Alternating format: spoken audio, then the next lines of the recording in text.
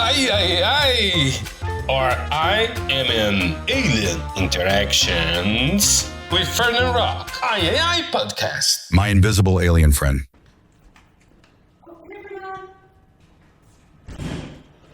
Hey, Jen. Oh. Oh, thank you. How you feeling? I'm doing all right. Yeah. How about you? All right. Okay. Your voice is sounding a little tense. Do you want to do a little exercise to relax a little? Oh, actually, I would love to. Yeah? Yeah. Okay. There's a Fitzmaurice voice work exercise called the standing tremor. And what you do is you make your feet wide, yep, like that, a little bit pigeon-toed. You bend your knees a little bit. Wide hip flexors and just open up across the heart. Long neck, and inhale and let it out through your mouth. Yeah. How does that feel? Oh, that's great. Thank you so much, Jen. You're welcome. It's good for just letting your presence and your energy just fill the space, you know. And you can test that. You've got if you have one of these things, have you ever seen these before? No, never. Okay, so what you do is you're going to hold the other end of that, yeah? Okay. And now let's touch palms. See what happens. Oh, wow. And detach. And touch. No way. Yeah, so our electricity is real. Like how we're connected to each other on an electric level is very real. That's fantastic. Yeah, glad you like it. It's one of my many toys that I used to help teach. Oh, you're amazing, Jen. Thank you. This is a proof for actors and students that doesn't believe that energy is real. So it's a tool to show them, right? Yeah, and I think when we try to hide or when we try to deny the existence of somebody else like we're so good at doing in Seattle, right? The Seattle Freeze. Yeah, oh yeah. This is proof. We're actually sensing each other even when we're trying not to. Perfect. Yeah. Shall we have a chat? Oh yes, please. Okay. Oh, Jen, I'm so glad to be here in your house. Thank you for opening the house for us. You're welcome. You're welcome. It's really great to see you, Fernan. Yes, it's been a while, and I really glad that we can have this conversation. You helped me so much to find my voice in English, right? Because it's my second language, and being a specialist in as a vocal coach and an actress, and working with accents and dialects, I feel so. I feel so privileged to have the opportunity to find you and work with you. So thank you so much. You're welcome. The pleasure is mine. I would love to hear about your journey and how did it start. I know you've been in Harvard, right? Yeah. And / the Moscow Art Theater schools. Mm-hmm. It was Wow. 2 schools. Yeah. For acting and voice. Oh, that's awesome. Can you navigate with us in this trajectory, how that led you to specialize in voice? How was that invitation? Well, before I chose to specialize in voice, which would have been my worst nightmare. I was a very, very, very shy kid. Oh. And when I started acting, that was in order to hide behind something. But then I started to really care about the art form and wanted to do a great job with the art form, and then realized, oh, worst nightmare, I have to put my heart, my soul, my voice out into the world if I'm going to be any good at this thing that I care so much about. And so I was focusing more on the acting part of it, but when I was in grad school, there was a lot of rolling around on mats, making sounds, and I don't feel like it was always clearly explain to us why we were doing these things. And so I kind of was a little tense about that. But things were shifting in me. And then at one point, one of my voice mentors, she taught us Fitzmore's voice work, which was a little of what I shared with you in the other room. And oh man, I would do a workshop and I would think, oh, I hated that. When's the next workshop? Sign me up. And so gradually all of these layers of armor came off. And in that process, that's when I learned more about this stuff as well. And that kind of got me plugged into the bigger picture.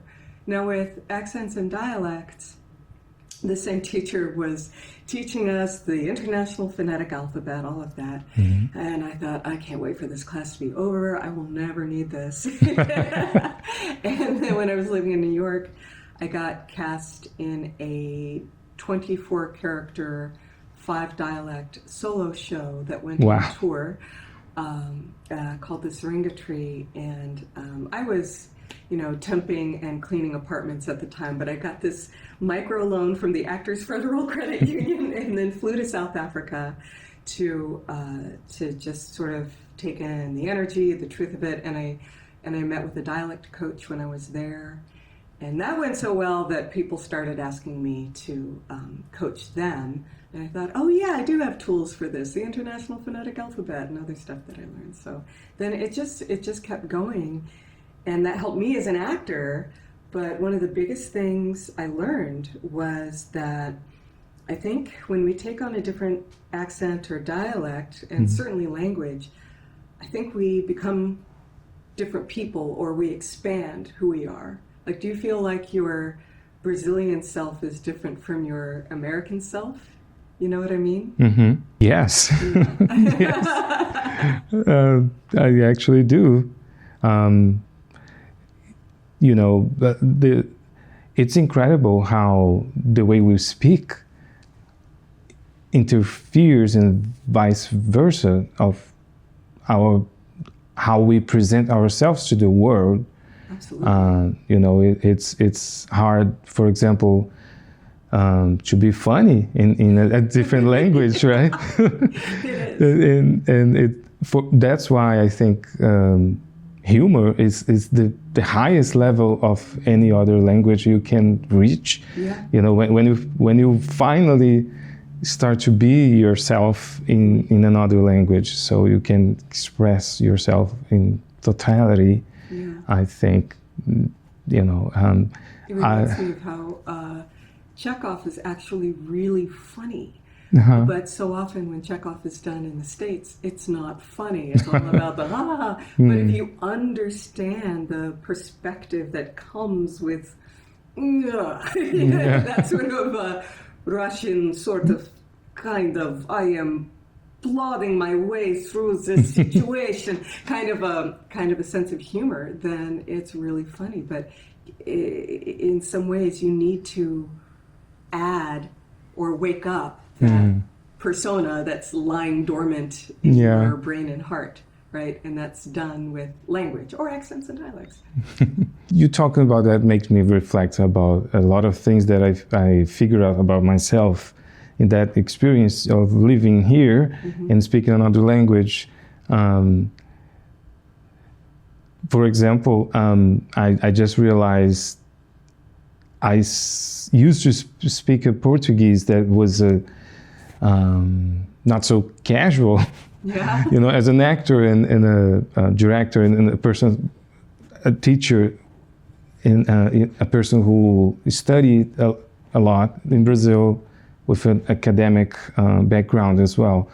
I just realized, wow, I didn't know how nerd I could sound in Portuguese for, Nerdy, did you say? Nerdy, like a nerd, using some vocabulary that is not so casual sometimes in casual occasions, which it's not.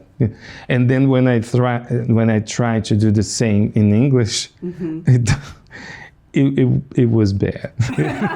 It doesn't work well. And just putting together with your question, how this can change how we see ourselves and how we present ourselves to the world. Well, and with the academic thing, right? I did that for a little bit. I dabbled in teaching in higher education, and that is a whole other language that you're speaking very often, especially if you are trying to prove your value to the institution, right? And what I found out was I didn't like that version of myself. It's sort of like being in a relationship with somebody. You're like, I don't like the person I am when I'm with this person. It was a lot like that. So I realized, okay, this isn't for me. Yes, you know? That's nice. I feel the same. Like I need to chill a little more. Speaking in your academy trajectory, do you develop a system to work with voice? Can you talk a little bit about this method that you create a method, right? That's right? Yeah. So one of the things that I like about Fitzmaurice voice work is that it is, as Catherine Fitzmaurice, the person who started it, says, she in an interview in American Theater Magazine, she says, it's a very porous approach, right? Porous meaning it's permeable, right? And it plays well with many other modalities. And everybody's a unique individual, and if you're going to teach effectively, you're going to try and figure out what it is that resonates more with them. And so that's sort of the basis. And when I think about voice in general, I think of it as being this glowing orb, that if I'm doing voiceover, it's over here. If I'm doing public speaking coaching, it's over here. Accent dialects, etc. It's all part of one thing. And one big thing that has helped me when I've thought about all the different variables and the way that it breaks down, it makes me think about this little, I don't know what this game is, board over here, but a system where we look at pitch numbers, from 1 low to 10 high.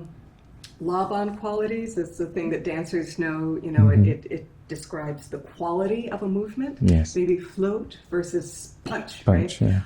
We have different things that we do with our articulators. That's where the characters really, really pop. It's sizes and speed. So it's our volume and the rate at which we speak. And knowing that is a major thing in terms of being directable, but also your rapport with another person. Some people have a very fast inner tempo, and that can change. So if you're living in New York City, your inner tempo is going to be faster, and once you come out here, and you're like, oh, it's not so bad over here, your inner tempo is going to slow down a lot, right? But in order to play these different characters, that's an example of one of the things you got to be aware of. When I was dialect coaching, Jersey Boys at Village Theater, bringing that big dog energy. With the volume too, and the punch, all of that's essential. So all of those things helps me break down where a person is starting from, and helps me figure out how to get them to where they want to get to for one reason or another, But the big thing within that is that energy, that desire to make that change, because sometimes I've talked with students and they say they want something, but maybe they're telling themselves something else. I worked with a comedian once, and she said that she wanted a more expressive voice. And then I said, okay, it was class after class after class. We could do the exercises, but then there'd be no change in her delivery. And I said, okay, now let's just be stupid and pretend you're doing a 1980s perfume commercial. She was old enough to know what that meant. And she did everything that she said she wanted to do. And then I said, that actually didn't sound stupid. It sounded like the thing you said you wanted to do. And she said, well, I can't be somebody that I'm not.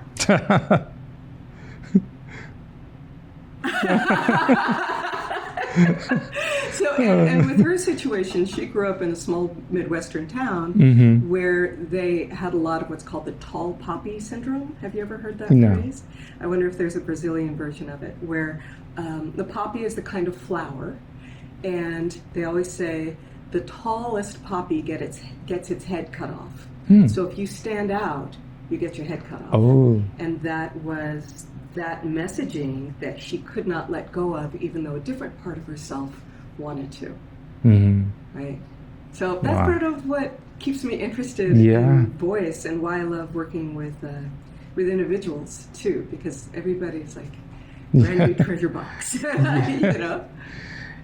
And this is fantastic when we think about actors, because we can be so many different personalities, right? We can wear different ways to be in this world, which most people doesn't have that experience, that opportunity. And how I know you were part of this app, the MFA. So how do you do this maintenance? You know, like to get back to reality after living in all these different bodies and voices, right? How do you do to do this maintenance, and you know, as Jim, not as the actor, but you know what I mean, like personally, how you get back to your base? Yeah, there are a few different things. So one is, if I feel more inclined to hold on to one rock of identity, then I have to ask myself, what is that rock of identity? If I give myself permission to be as many selves as I want to be, then there's that. And I think being older helps with letting go, because our experiences, you know, shape us so much. But right now what I'm doing is I am training to become certified in something called PEM actor work. PEM stands for Perticamp Emotional Method, which tells us almost nothing, but what it is a frictionless way of getting into and out of extreme emotions for actors. And it's taught all through drama schools in Australia. It's been taught at Yale School of Drama, which I know has a different name, but it will always be that in my mind. It's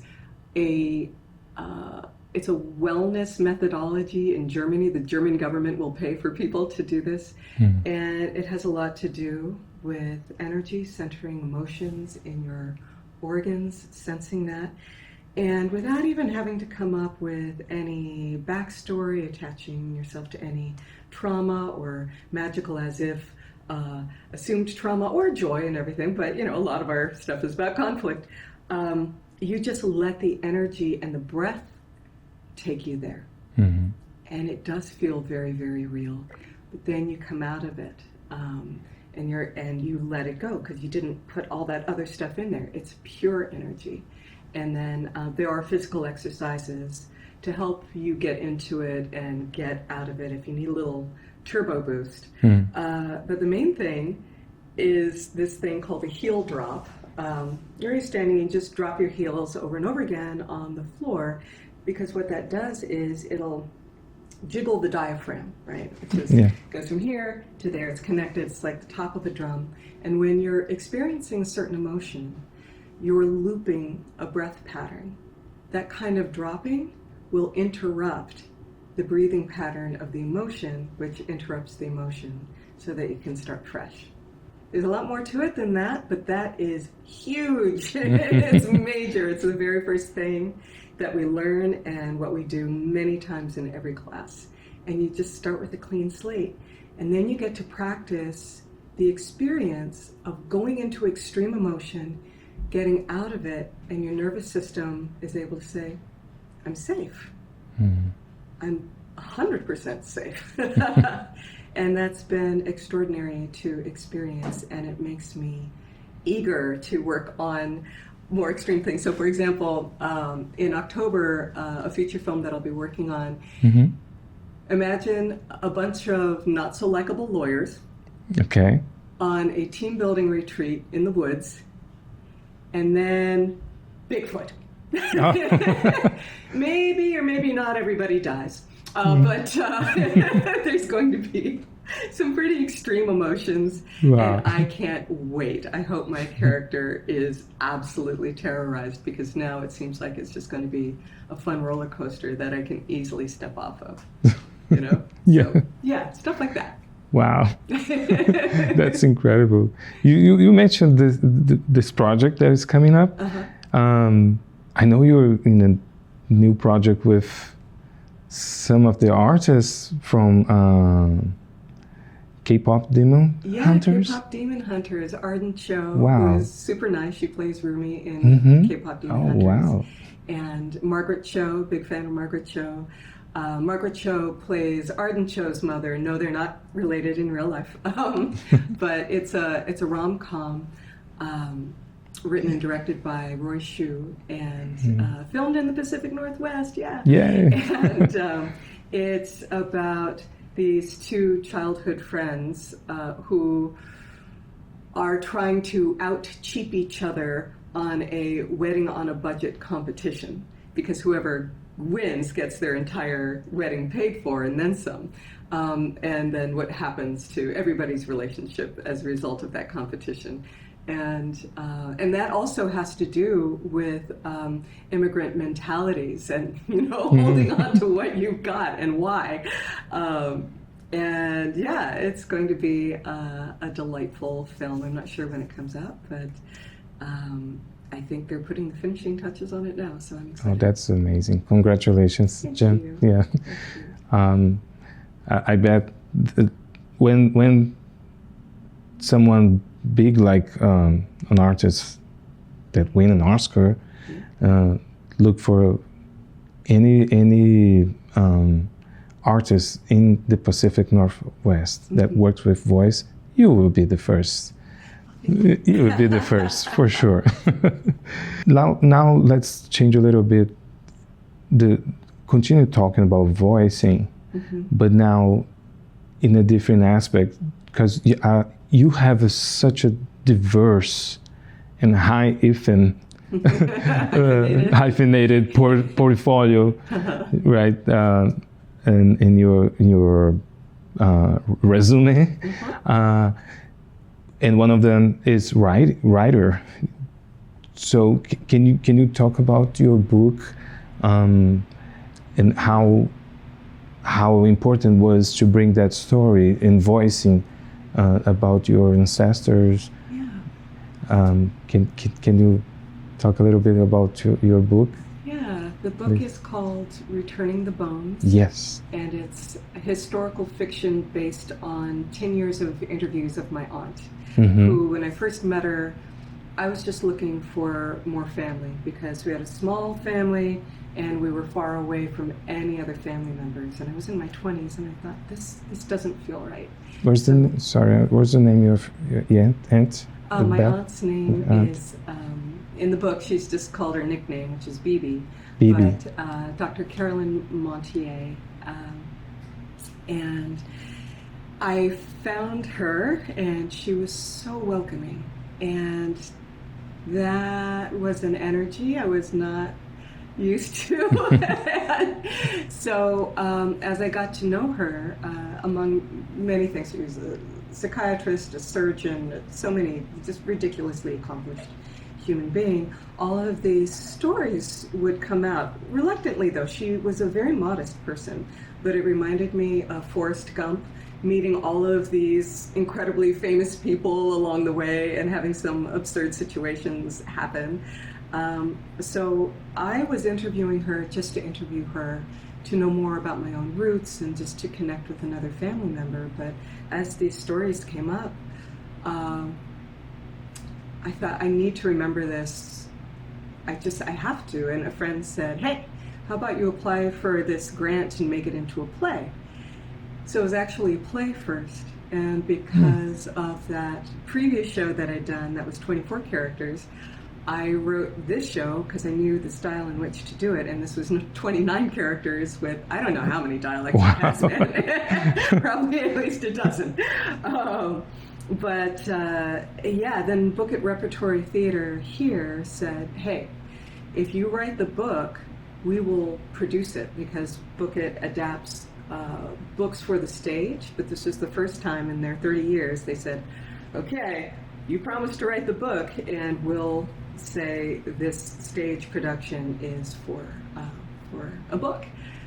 And it was a big journey. Writing books is hard.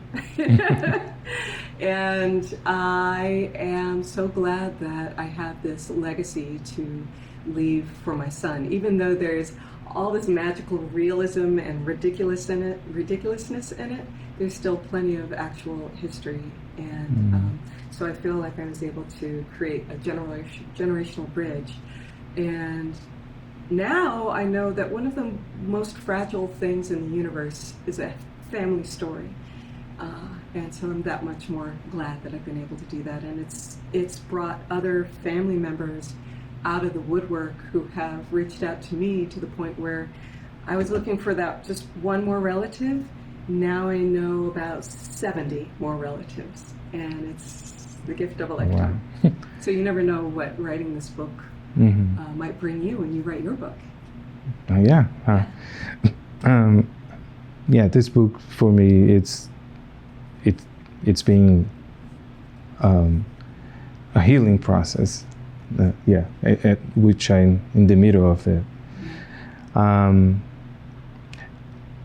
About your choices in the writing, you mentioned about ridiculousness. So I know you use a lot of wit in the to tell the story.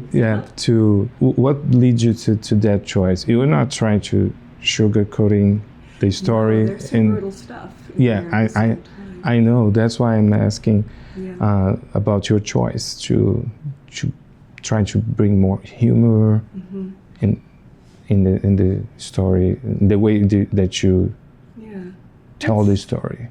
It's two things. For one thing, my aunt simply had that wit, and it is a survival tool, right? And yes.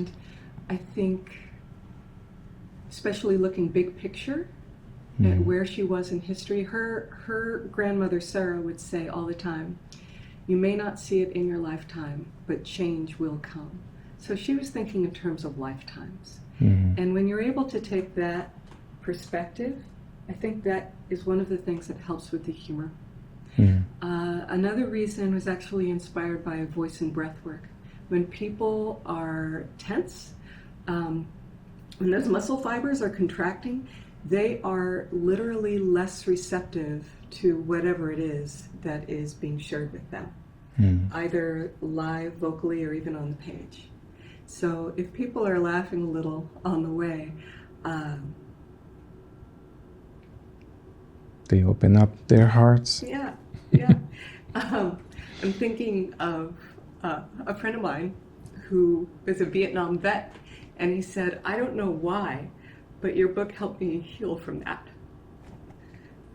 But I think if there hadn't been some humor in there, I don't think it would have had that effect. And humor's a part of life. You gotta laugh, you know? Yes. It's like how art is a survival tool, which I learned by watching that show Alone, not Naked and Afraid, Alone. A lot of the people who survive in the top 3, they are reciting poetry, they are carving things, they are braiding, they're doing, textile work. And it regulates the nervous system. A large part of the reason people bug out soon is because their nervous system just freaks out and they don't know how to self-regulate. But the people who engage in art, they survive. Oh, that's so true. Thank you so much. You're welcome. We need laugh more than never. Yeah. nowadays, right? Yeah. Yeah. Gin, it's a pleasure to talk with you. I really love the conversation. Thank you very much. You're welcome. Thank you.